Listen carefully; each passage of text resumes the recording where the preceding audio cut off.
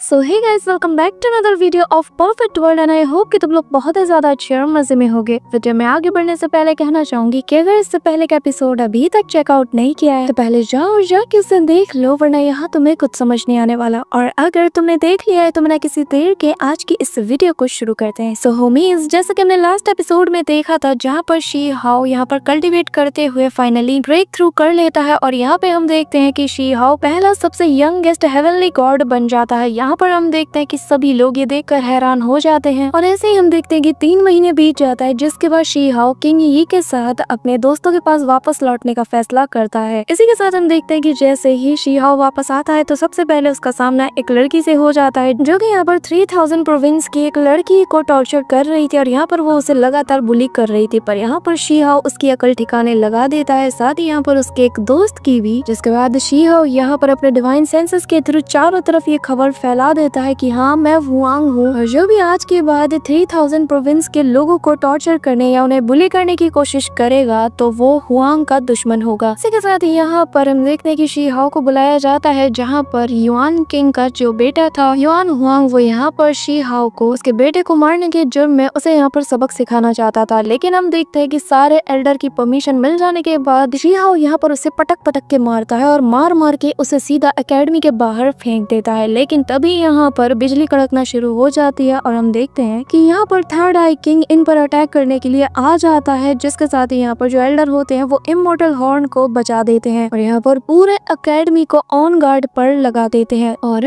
आगे से होमीज, हमारे इस एपिसोड के स्टार्टिंग में ही हम यहाँ पर थर्ड आई किंग को देखते हैं। साथ ही हमें बताया जाता है कि असल में ये थर्ड आई किंग नहीं बल्कि उसका एक इल्यूजन है जो कि यहाँ पर अपने डिसेंडेंट की मौत का बदला लेने के लिए आया है। यहाँ पर हम देखते हैं कि ये जो थर्ड आई किंग का इल्यूजन है वो यहाँ पर एक टाइप के एंशिएंट लैंग्वेज का यूज करता है, जिसे समझने के लिए एंडर यहाँ पर अपनी एक टेक्निक का यूज करते हैं, जिसके बाद वो यहाँ पर उसकी लैंग्वेज को समझ पाते हैं और बताने लगते हैं कि ये अपने किसी डिसेंडेंट की मौत का बदला लेने के लिए यहाँ पर आया है। जिसके बाद यहाँ पे थर्ड आई किंग कहने लगता है कि अगर तुम लोग उस बंदे को हमारे हवाले बिना किसी कंडीशन के चुपचाप हमारे हवाले कर देते हो तो हम भी यहाँ से चले जाएंगे। जो सुनकर यहाँ पर सेकंड एल्डर कहने लगता है कि ये तो सरासर बकवास है। जिसके बाद यहाँ पर थर्ड आई किंग अपने कुछ एंशिएंट टेक्स्ट के थ्रू इन लोगों को दोबारा से चेतावनी देता है और यहाँ पर कोई भी उसकी बात नहीं मानता। यहाँ पर हम देखते हैं कि इमीडिएटली थर्ड आई किंग यहाँ पर अपने इल्यूजनरी वेब का यूज करना शुरू कर देता है और यहाँ पर इन सभी को ट्रैप करते हुए कहता है कि हमारा रियलम तुमसे कई गुना ज्यादा स्ट्रॉन्ग है, हमारे रियलम का दाव भी कंप्लीट हो चुका है, तो आखिर तुम लोगों की हिम्मत कैसे हुई मेरी बात को डिसोबे करने की। जिसके बाद वो यहाँ पर अपना इल्यूजन ट्रैप इन लोगों पर करने लगता है, जिससे हम देखते हैं कि रेड कलर की गैस चारों तरफ छाने लगती है और इन सभी को यहाँ पर बहुत से इल्यूजन्स दिखाए जाते हैं, जिसके जाल में यहाँ पर जितने भी ठरकी स्टूडेंट्स होते हैं वो फंसने लगते हैं। लेकिन यहाँ पर एल्डर अपनी ताकत का यूज करके उन्हें उस स्पेल से आजाद करा लेता है और कहने लगता है कि तुम लोगों को शर्म आनी चाहिए कि इतनी मामूली से ट्रिक में तुम लोग फंस गए। अब यहाँ पर फर्स्ट इल्यूजन काम ना आने की वजह से जो थर्ड आई किंग होता है वो यहाँ पर डबल इल्यूजन का यूज करता है, जिससे अब यहाँ पर इन लोगों को ताकत के इल्यूजन्स दिखाए जाते हैं, जिसके अकॉर्डिंग कि अगर ये लोग इसका साथ देते हैं तो वो इन्हें बहुत ही ज्यादा ताकत देगा। यहाँ पर हम देखते हैं कि जो एल्डर होते हैं वो यहाँ पर उसके इस इल्यूजन को भी तोड़ देते हैं कि तभी यहाँ पर दूसरा एल्डर कहने लगता है कि तुम्हारे ये ट्रिक्स हम पे काम नहीं करेंगे, बेहतर होगा कि तुम यहाँ से चले जाओ। जिस पर यहाँ पर थर्ड आई किंग कहने लगता है कि हम तो सभी को वो दुनिया देना चाहते हैं जहाँ पर सभी लोग इमॉर्टल्स होंगे, सभी के पास बहुत ताकत होगी, तो बेहतर होगा कि हमारी बात मान लो। यहाँ पे हम देखते हैं कि शी हाओ उस मिरर को ही तोड़ देता है, जिसके जरिए से यहाँ पर ये लोग इल्यूजन्स को क्रिएट कर रहे थे और फिर शी हाओ कहने लगता है कि ये सब कुछ तुम्हारी एक चाल है, तुम्हारी चीप मैजिक ट्रिक जो कि यहाँ पर काम नहीं करेगी। जिसके बाद यहाँ पर थर्ड आई किंग कहने लगता है कि ठीक है, फिर अब मैं तुम्हें दिखाता हूँ कि इमॉर्टलिटी की ट्रू पावर क्या होती है। ये कहते साथ ही यहाँ पर वो एक टेलीपोर्ट को एक्टिवेट कर देता है। जिसके बाद यहाँ पर हम एक बंदे को देखते हैं जो कि दिखने में ही बवाल लग रहा था और यहाँ पर हमें बताया जाता है कि इस बंदे का नाम दागु यून है और जिसकी cultivation rank heavenly God realm है। साथ ही हमें बताया जाता है कि ये नेदर वर्ल्ड के एक मैसेंजर में से एक है। यहाँ पर ये बंदा आते साथ ही अपनी पावर को अनलीश करने लगता है, जो देखकर एक एल्डर कहने लगता है कि इन लोगों ने 2 रियलम को कनेक्ट करके एक जिंदा इंसान को यहाँ पर भेज दिया, सच में इनकी ताकत बहुत ज्यादा है। यहाँ पे थर्ड आई किंग अपने वेब से अपने ही मैसेंजर को यहाँ पर पूरी तरीके से ट्रैप करके उसे इंजर्ड कर देता है, जिससे उसकी बॉडी से गोल्डन लिक्विड बाहर निकलता है। जिसे देखकर यहाँ पर एल्डर कहने लगता है कि ये तो एंशिएंट गोल्डन क्लैन से बिलोंग करता है और जो कि हमारे रियलम से बिलोंग करते थे, तो आखिर ये गोल्डन लिक्विड एक ओरिजिनल लैंड के बंदे के अंदर से कैसे निकल सकती है। जो सुनकर यहाँ पर वो जो थर्ड आई किंग था वो कहने लगता है कि ये सवाल तो तुम्हें खुद से पूछना चाहिए, तुम जिन अपने सो कॉल्ड गार्डियंस के नाम पर इतना ज्यादा उछलते थे, जरा पता तो लगा लो कि आखिर उन्होंने पास्ट में क्या किया था और वो कहाँ से बिलोंग करते थे। यहाँ पर हम देखते हैं कि फर्स्ट वॉर गॉड कहने लगता है कि इसकी बातें कोई भी नहीं सुनेगा, ये यहाँ पर बस 9 हेवन और 10 अर्थ के जो गार्डियंस है उन्हें डिसरिस्पेक्ट करने की कोशिश कर रहा है। यहाँ पे ये सुनते साथ ही जो थर्ड आई किंग है वो यहाँ पर गोल्डन ब्लड के जरिए से यहाँ पर एंसेस्टर की मेमोरीज दिखाना शुरू कर देता है और कहने लगता है कि जरा देखो यहाँ पर पास्ट में इन लोगों ने कितने बड़े बड़े सिन किए हैं और ये लोग कहाँ से बिलोंग करते हैं। तुम लोगों ने आज तक बहुत से सच पे पर्दा डाल के रखा है, लेकिन चिंता मत करो, अब जबकि मैं यहाँ पर आ गया हूँ तो यहाँ पर हर एक को सच्चाई का पता चल जाएगा। और एक बार तुम सभी को जब सच्चाई का पता चल जाएगा तो मुझे यकीन है कि तुम सभी लोग हमारे रियलम का ही साथ दोगे, और जब तक तुम हमारे लॉर्ड को फॉलो करते रहोगे तब तक तुम्हारी सांसें चलेंगी, और जिसके बाद तुम हमारे रियलम में एंटर हो सकते हो और हमारा हिस्सा बन सकते हो। यहाँ पर देखते हैं कि वो सभी का ब्रेन वॉश करने की कोशिश करता है, जो देखकर एल्डर्स इमीडिएटली अपनी पावर को गैदर करते हुए सीधा उस पे अटैक कर देता है और यहाँ पर उसे सप्रेस करने की कोशिश करता है। जो देखकर यहाँ पर थर्ड आई किंग का सेकंड हेड यहाँ पर बोलने लगता है कि तुम सभी लोग कान खोल के सुन लो, इनकी बातों पे ध्यान मत दो, जल्द से जल्द हमारा साथ दो ताकि तुम्हारी जान बच जाए, तुम लोग इमोर्टल बन जाओ, और ये हमारी तरफ से तुम्हारा पहला तोहफा होगा, तो सोच क्या रहे हो, जल्द से जल्द हमारे साथ जुड़ जाओ। यहाँ पर हम देखते हैं कि जो मोशियान होता है वो भी ये सारी चीजें देख रहा था। यहाँ पर हम देखते हैं कि एल्डर्स की वो सीलिंग टेक्निक काम करने लगती है और यहाँ पर उस थर्ड आई किंग के इल्यूजन को ये लोग पूरी तरीके से सील करके यहाँ से गायब कर देते हैं। लेकिन जाते हुए फिर भी थर्ड आई किंग कहने लगता है कि विश्वास अच्छी बात है लेकिन अंधविश्वास अच्छी बात नहीं है, जरा अपनी आंखें खोलो, अपने आसपास देखो कि चल क्या रहा है, सच्चाई का पता लगाओ इससे पहले कि बहुत देर हो जाए। यहाँ पर हम देखते हैं कि इसी के साथ ही ये लोग उस इल्यूजन को पूरी तरीके से फ्रैप कर लेते हैं, जिसके बाद सीन शिफ्ट होता है और हमें कुछ देर बाद का सीन दिखाया जाता है जहाँ पर इन लोगों ने यहाँ पर उस मैसेंजर की बॉडी को बांध के लटका के रखा था। अब यहाँ पर हम देखते हैं कि एक एल्डर सीधा अपनी पावर का यूज करते हुए उस बंदे के ऊपर से, यानी कि जिसका नाम डूगो युन है, उसके चेहरे से इसका मास्क हटा देते हैं, जिसके साथ ही वो यहाँ पर मुदाओ से पूछने लगता है कि बताओ क्या तुमने इसे पहले कभी देखा है। जिस पर मुदाओ सबसे पहले से गौर से देखता है लेकिन तभी वो अपना सर ना में हिला देता है, जिसके बाद डूगो युन कहने लगता है कि मैंने फॉर्जन इमोर्टल क्लैन को बहुत लंबे अरसे तक फॉलो किया है और सिर्फ पियरलेस हेवनली जीनियस जो होते हैं वही मुझे जानते हैं, और मोशियान यानी कि जिसे तुम मुदाओ कह रहे हो वो वैसे हेवन सेंट जीनियस है, और मोशियान तुम मुझे जानने के लिए क्वालिफाइड नहीं हो। ये कहते साथ ही वो यहाँ पर अपनी आंखों में एक बहुत ही खतरनाक किलिंग इंटेंट शो करता है, जिसे देखते साथ ही यहाँ पर मुदाओ कहने लगता है कि क्या तुम मेरी सिस्टर को जानते हो। इसके बाद यहाँ पर डूगो युन अपनी पावर को एक्टिवेट करते हुए कहता है कि मैं डूगो युन हूँ जो कि गार्डियंस का डिसेंडेंट हूँ, और मैं जिस रास्ते पर चला हूँ इसका भी एक पर्पस है, वो ये कि जिन्होंने मेरे एंसेस्टर को बिट्रे किया है मैं उन्हें मौत के घाट उतार दूं, क्योंकि जान का बदला जान से ही लिया जा सकता है। ये कहते साथ ही हम देखते हैं कि वो अपने हाथों में लगी उन बेड़ियों को खोलना शुरू कर देता है, साथ ही बताता है कि उस जमाने में जो गार्डियन क्लैन के लोग थे उन लोगों ने 9 हेवन और 10 अर्थ के लिए अपनी जी जान लगाकर फाइट किया, पर एंड में उन्हें क्या मिला,